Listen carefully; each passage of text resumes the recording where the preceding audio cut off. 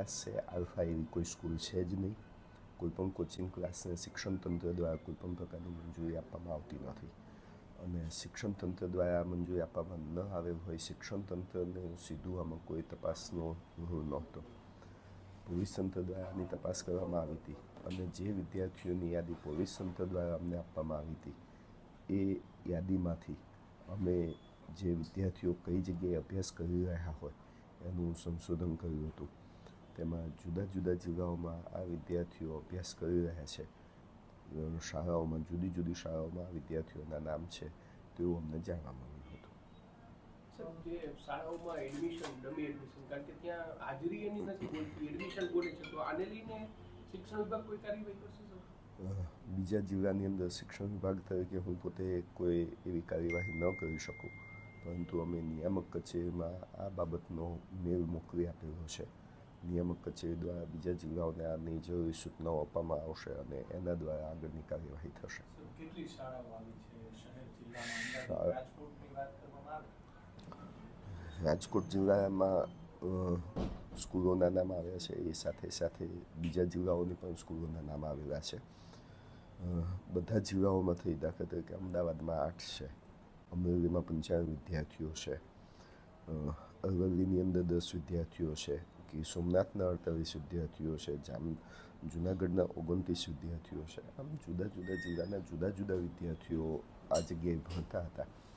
એમની પોતાની જે સ્કૂલ હશે એ સ્કૂલ ખાતે એમની હાજરીના જે પ્રશ્નો છે એ શિક્ષણ તંત્ર દ્વારા નિયામક કચેરી દ્વારા જુદા જુદા જિલ્લાઓને જે સૂચના મળશે ત્યારે એની ચકાસણી કરવામાં આવશે. સર, રાજકોટ શહેર જિલ્લાની જે સ્કૂલોના નામો આવ્યા છે તો એમને કોઈ નોટિસ અથવા તેમની સામે કોઈ કાર્યવાહી?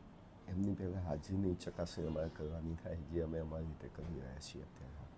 સર, કઈ રીતે ચાલતું કઈ રીતે જે એડમિશન ક્લાસ બીજે કરે એવું હોય છે કઈ રીતે ચાલતું છે તપાસમાં? એ હજી તપાસનો વિષય છે. તપાસમાં શું બહાર આવે છે એના આધારે નક્કી થઈ શકશે. અત્યારે સાહેબ સંકુલ ચાલુ છે કે બંધ છે?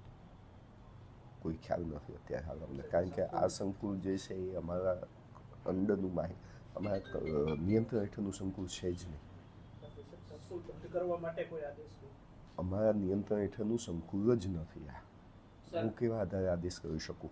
સર, આ જેમાં કેટલીક ગ્રાન્ટેડ અને કેટલીક સરકારી શાળાના વિદ્યાર્થીઓના નામ આવ્યા છે, તો આ શાળાઓની સામે કોઈ પગલાં લઈ શકાય છે કે એમની વિદ્યાર્થીઓની હાજરી સંદર્ભમાં શાળાઓ સામે જે પગલાં લેવાના થતા હશે એ શિક્ષણ તંત્રની સૂચનાઓ જે પ્રકારનો હશે એના આધારે અમે લઈશું. સૌથી પહેલો મહત્ત્વનો મુદ્દો એ છે કે આમાં વિદ્યાર્થીઓની હાજરી ખોટી રીતે પુરાઈ હતી કે નહોતી પુરાઈ એ ચકાસણીનો વિષય છે.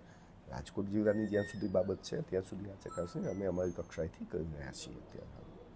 અત્યારે તપાસ ચાલે છે તો ટ્યુશન ક્લાસ છે એને બંધ કરાવવા માટે કોઈ કાર્યવાહી થશે? શિક્ષણ વિભાગમાં અંડરમાં ટ્યુશન ક્લાસીસ આવતા જ નથી. હું વારંવાર રિપીટેડલી આ કહી રહ્યો છું કે શિક્ષણ વિભાગના અંડરમાં ટ્યુશન ક્લાસીસને નિયંત્રણ કરવાની કોઈ પ્રક્રિયા છે નહીં, કે ટ્યુશન ક્લાસીસની મંજૂરીની પ્રક્રિયા શિક્ષણ વિભાગ અંતર્ગત આવતી નથી. તો આ કામ અમે ન કરી શકીએ.